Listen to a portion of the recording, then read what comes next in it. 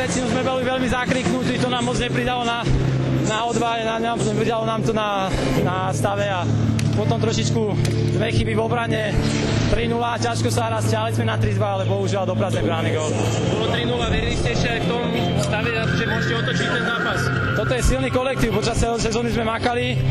V poslednom kole sme tiež museli otáčať zápas 2-0 na 3-2 a veril som, že ešte môžeme zamučiť pred tou poslednou tretinou, tak sa aj stalo, bohužiaľ v tom závere sme nemali chladnú hlavu, ťažko povedať, čo chýbalo. V závere ste mali zo pár presiloviek, čo tomu chýbalo? Ako som povedal, asi trošku chladnej hlavy, bolo to také vypäté, veď sa len prvý s druhým zápas o prvé miesto po základnej časti, ale bol to iba zápas základnej časti, teraz sa začína hokejbal. Končili ste druhý, celkovo, keby vám to pred sezónou niekto povie, tak asi ste spokojní s tým.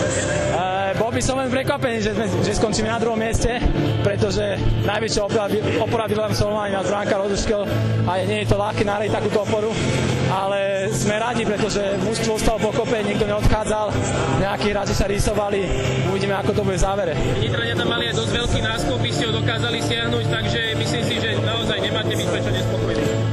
Áno, ale tie ruky, ktoré sme vyrobili počas druhej tretiny, sa nemôžu opakovať takýchto zápasov, pretože to rozhoduje veľké zápasy.